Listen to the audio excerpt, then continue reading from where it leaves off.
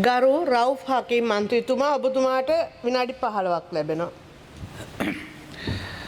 கௌரவ குழுக்களின் பிரதி தவிசாளர் அவர்களே, இன்றைய இந்த ஒத்திவைப்பு நேர விவாதத்தில் அண்மையில் நடைபெற்ற தித்வா சூறாவளி அனர்த்தம் ஏற்படுத்திய பாதிப்புகள் சம்பந்தமாக அது குறித்த மேல்கட்டுமான நடவடிக்கைகள் குறித்த நாடு முழுவதிலும் ஏறத்தாழ எல்லா மாவட்டங்களும் பாதிக்கப்பட்ட நிலையில்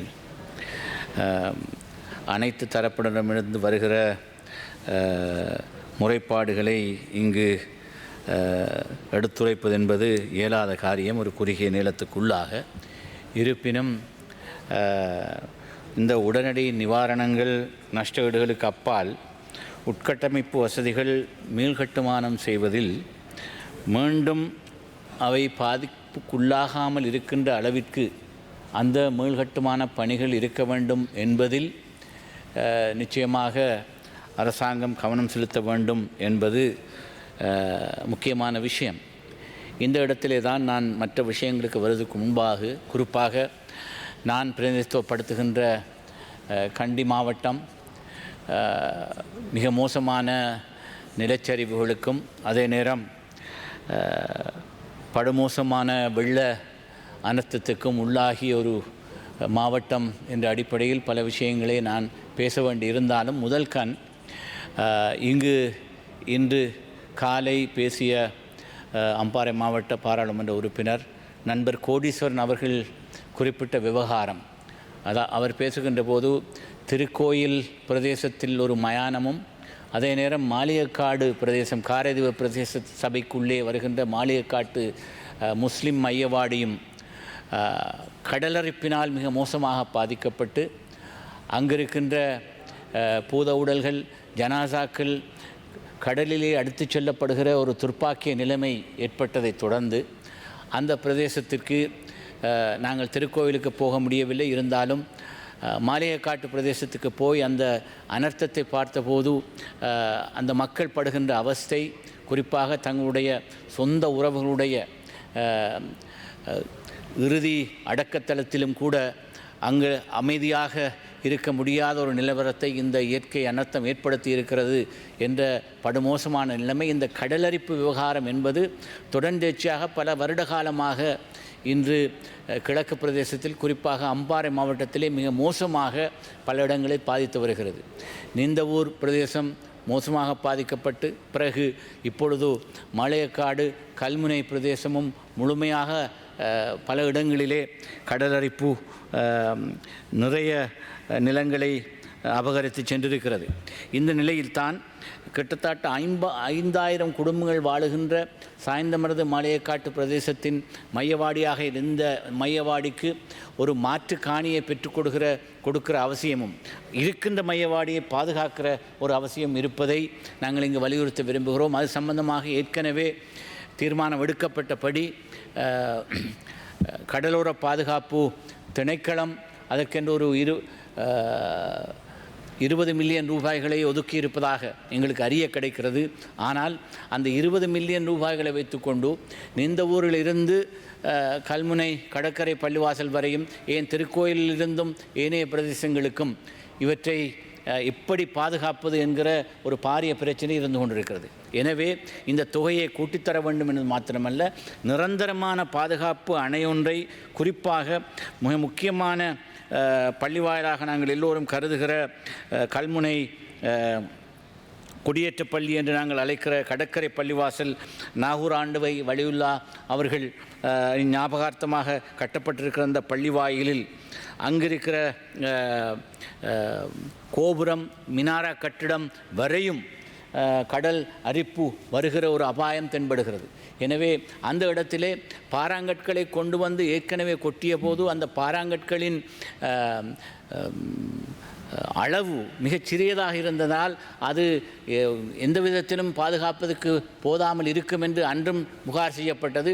இன்று அது மிக துல்லியமாக அந்த பிரச்சினை வெளியிலே தெரிகிறது. எனவே பெரிய பாறாங்கற்களை கொண்டு வந்து போடுவது மாத்திரமல்ல, நிரந்தரமான ஒரு அணையொன்றை கட்டுவதன் மூலம்தான் இந்த சரித்திர முக்கியத்துவம் வாய்ந்த கடற்கரை பள்ளிவாயலை பாதுகாக்க முடியும் என்று பள்ளிவாயல் நிர்வாகமும் கருதுகிறது, ஊர் மக்கள் கருதுகிறார்கள். எனவே அது சம்பந்தமாக அரசாங்கம் கவனம் எடுக்க வேண்டும். இது ஒரு அரச கலாச்சார நிகழ்வாக வர்த்தமானி அறிவித்தல் மூலம் வருடா வருடம் அங்கு கந்தூரி நிகழ்வு நடக்கிறது. நாடு பூராவும் இருந்து மக்கள் பக்தர்கள் அங்கு வருகிறார்கள் என்கிற ஒரு மிக முக்கியமான பழமை வாய்ந்த இந்த பள்ளிவாயல், அதற்கு அண்மையில் இருக்கின்ற மஸ்ஜிதுல் ஃபலா கடற்கரை பள்ளிவாயல் 200 வருடங்களுக்கு பழமையானது. அதே நேரம் மஸ்ஜிதுல் ஃபலா 100 வருடங்களுக்கு பழமையான ஒரு பள்ளிவாயல். அதிலும் இருக்கிற கடலோர பக்கமாக இருக்கிற நிறைய நிலம் அபகரிக்கப்பட்டு தென்னம் மரங்கள் எல்லாம் நீரோடு அடித்து செல்லப்பட்டிருக்கிறது. அங்கே இருக்கின்ற மலசலக்கூட தொகுதியும் முழுமையாக பாதிக்கப்பட்டிருக்கிறது என்ற நிலவரம். கடற்கரை பள்ளிவாயலுக்கு அருகிலே இருக்கிற மீனவர்களுடைய ஓய்வு விடுதி ஒன்று அண்மையில் கட்டப்பட்டது. அதுவும் முழுமையாக சரிந்து விழுந்து அழிந்து விடுகிற ஒரு நிலைமை உருவாகி இருக்கிறது. எனவே இந்த பிரதேசத்தில் முழுமையாக கடலரிப்பை தடுக்கின்ற தடுப்பு அணைகள், அதே நேரம் பாறாங்கற்களை கொண்டு வருகின்ற போது அதற்கு போதுமான அளவு பாரிய பாறாங்கற்களை தான் அங்கு கொண்டு வந்து கடலுக்கு குறுக்காகவும் அதே நேரம் கிடப்பாகவும் அவற்றை போட்டு சரிவர விஞ்ஞான ரீதியாக இந்த கடலரிப்பு இருக்கின்ற எஞ்சியிருக்கின்ற நிலத்தையாவது அள்ளிக்கொண்டு போகாமல் பாதுகாப்பதற்கு நடவடிக்கை எடுக்கப்பட வேண்டும் என்று நாங்கள் இங்கு வலியுறுத்தி சொல்லி வைக்க விரும்புகிறோம். அதை சொல்லுகின்ற அதே நேரம் இது சம்பந்தமாக பல இடங்களிலே பிரச்சனைகள், அது இந்த மழை காரணமாக இங்கே எங்களுடைய பாராளுமன்ற உறுப்பினர் ஹிஸ்புல்லா அவர்கள் இருக்கிறார். அந்த மட்டக்களப்பு மாவட்டத்திலே புனானை அணைக்கட்டு புத்தானை பிரதேசமும் கடுமையாக பாதிப்புகளை சந்தித்திருப்பதாக எங்களுக்கு அறிய கிடைக்கிறது. புனானை அணைக்கட்டு புத்தானை கிராமத்தில் கழுவமடு பிரதேசத்துக்கு மண்டு என்று சொல்லப்படும் கட்டு பாறை அளவில் உடைப்படுத்ததால் பல ஏக்கர் வயல்கள் நீர் நிரம்பி அழிந்து போய் இருக்கின்ற நிலவரமும், நீர் வயல்களுக்கூடாக பாய்ந்ததால் புத்தானை கான்கிரீட் பாதை துண்டு துண்டாக கிளப்பப்பட்டு பயன்பாட்டுக்கு சிக்கலான ஒன்றாக மாறியிருக்கின்ற நிலவரம் இங்கு மிகுந்த பாதிப்பு ஏற்படுத்தி இருக்கிறது. வெள்ளத்தில் உடைப்படுத்த கட்டு சீரமைக்கப்படாததால் இன்னும் நீர் அந்த வழியாக வெளியேறுவதால் வயல்கள் தொடர்ந்தும் பாதிக்கப்படும் சூழ்நிலை காணப்படுவதாகவும் சொல்லப்படுகிறது. எனவே அணைக்கட்டு மீண்டும் உடைப்படுக்காத படி சீரமைக்கப்பட வேண்டும். இதை நாங்கள் மட்டக்களப்பு மாவட்டத்துக்கு அண்மையில் சென்றிருந்த போது சக பாராளுமன்ற உறுப்பினர் ஹிஸ்புல்லாவோடு நாங்கள் போய் பார்த்திருந்தோம். அந்த கட்டத்திலேயே அங்கு ஒரு சில இடங்களில் அணைக்கட்டுக்கு பாதிப்பு ஏற்பட்டிருந்தது இந்த சூறாவளி வருவதற்கு முன்பு. இப்போ அது மிகவும் மோசமாக பாதிக்கப்பட்டு விவசாயிகளுக்கு உரிய நஷ்டஈடும் வழங்கப்பட வேண்டும் என்பதையும் நான் இங்கு வலியுறுத்தி கூறிக்கொள்ள விரும்புகிறேன். இந்த விஷயங்களுக்கு அப்பால் அண்மையில் நாங்கள் மூதூருக்கு சென்றிருந்த போது அங்கு இந்த சுற்றறிக்கையில் இருக்கின்ற குளறுபாடுகள் காரணமாக எவ்வாறு இந்த நஷ்டஈட்டை வழங்குவது சம்பந்தமான பிரச்சனையில் இந்த பிரதேச செயலாளர்கள் தடுமாறிக் கொண்டிருக்கிறார்கள்.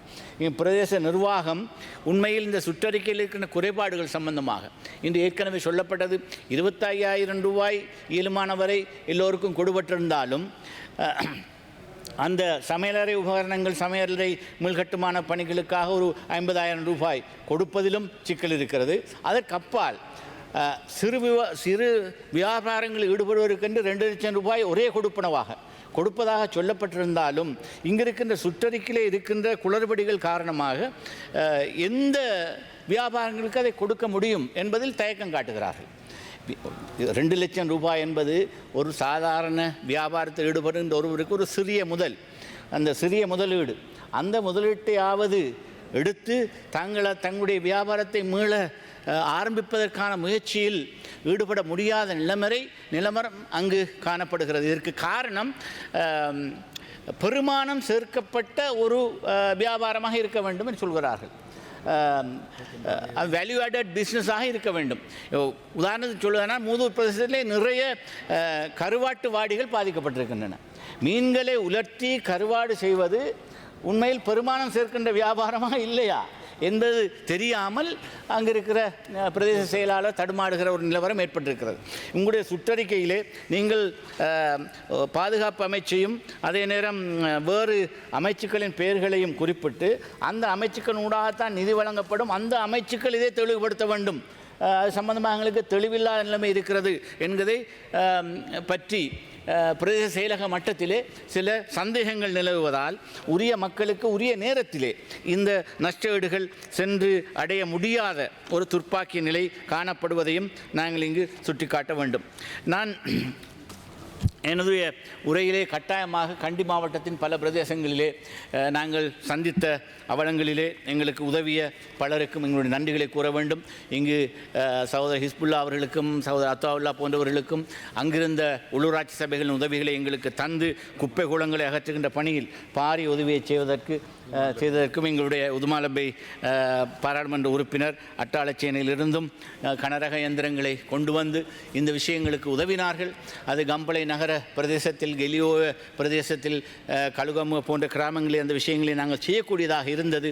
அதற்கு அப்பால் இன்று இந்த நஷ்டஈடு வழங்குகின்ற விவகாரத்திலும் குறிப்பாக எகோட கழுகமோ அதே போல் பரண எல்பிட்டிய போன்ற கிராமங்களிலே நாங்கள் சில தரவுகளை சேர்த்த போது எங்களுக்கு கிடைத்த தரவுகளின் படி அங்கிருக்கிற பாதிக்கப்பட்ட எல்லோருக்கும் உடனடியான நிவாரணங்களை பெறுவதிலே சற்று தாமதம் இருந்தாலும் அதை சற்று ஓரளவு நிவர்த்தி செய்திருந்தாலும் நிறைய பேருக்கு 50,000 ரூபாய் கொடுப்பனவோ அதுக்கு அப்பால் இருக்கிற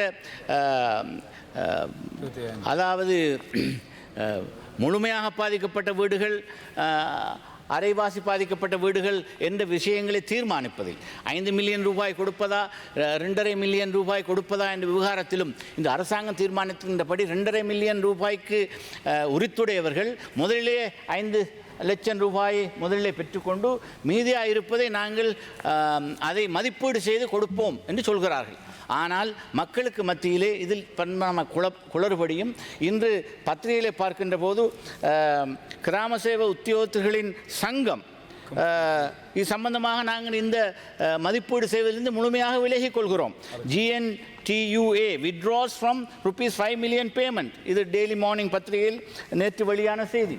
இது இப்படியாக பல இடங்களிலே அரச நிர்வாக உத்தியோகத்தர்களும் தாங்கள் பொறுப்பெடுப்பதற்கு தயங்குகிற ஒரு நிலவரம் இந்த சுற்றறிக்கைகள் சரிவர இந்த விஷயங்களை தெளிவுபடுத்தாத நிலைமையில் ஏற்படுகிறது என்பதை எனக்கு முன்பும் சில உறுப்பினர்கள் சுட்டிக்காட்டினார்கள். இந்த குளறுபடிகளை சரிவர அரசாங்கம் தீர்த்து தர வேண்டும். என்னை பொறுத்த மட்டிலே பல இடங்களிலே பிரச்சனைகள்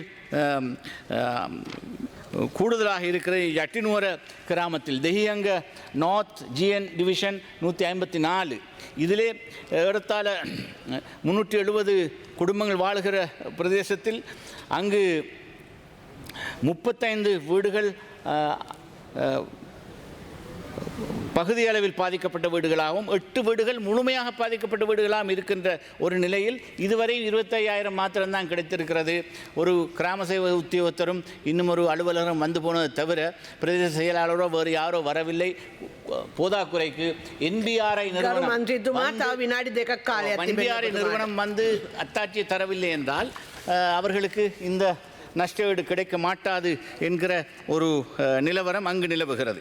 எனவே இதையும் நான் இன்று அரசாங்கத்தின் கவனத்துக்கு கொண்டு வர விரும்புகிறேன். முக்கியமாக பாடசாலைகள் பாதிக்கப்பட்டிருக்கின்றன. படகொள்ளாதினிய பாடசாலைக்கும் NBRO நிறுவனம் இன்னும் வரவில்லை. கல்ஹினை பிரதேசத்திலே ஹாரிஸ் பத்துவ அதாவது அங்கே இருக்கிற பூஜாப்பிட்டிய பிரதேச செயலக பிரிவில் இருக்கிற பட்டகொள்ளாதினிய பாடசாலைக்கு அருகிலே இருக்கிற ஒரு வீட்டில் ஒரு 12 வயது சிறுவன் உயிரிழக்கின்ற சம்பவமும் அங்கிருக்கிற மண்சரிவினால் ஈடுபட்டது என்ற காரணத்தினால் அந்த பாடசாலையின் பல கட்டிடங்கள் பாவிக்க முடியாத நிலையில் இருக்கிறது. கீழே மைதானத்துக்கு அருகிலே இருக்கிற சுற்றுமதில் உடைந்திருக்கிற காரணத்தினால் மைதானத்திலும் பாரிய பாதிப்பு ஏற்பட்டிருக்கிறது. இதை வந்து பார்த்து அறிக்கை சமர்ப்பிப்பதற்கு NBR நிறுவனம் இன்னும் வரவில்லை என்ற நிலவரம். அதே போல ஆண்டியாகடவத் அல்ஹிக்மா பாடசாலையை பற்றி நான் கடந்த முறையும் குறிப்பிட்டேன். இப்பொழுது யூனிசெஃப் நிறுவனம் 6 தற்காலிக வகுப்பறைகளை அமைப்பதற்கான உதவியை செய்வதற்கு முன்வருவதாக கல்வி அதிகாரிகள் அறிவித்திருக்கிறார்கள். ஆனால் அதற்கு அப்பால் அதுக்கு நிரந்தர கட்டிடம் ஒன்று மாத்திரமல்ல, அங்கிருக்கிற ஏனைய நிரந்தர கட்டிடங்கள் முழுமையாக பாவனைக்கு உகந்த வகையில் மாற்றியமைக்கப்பட வேண்டிய அவசியம் இருந்து கொண்டிருக்கிறது.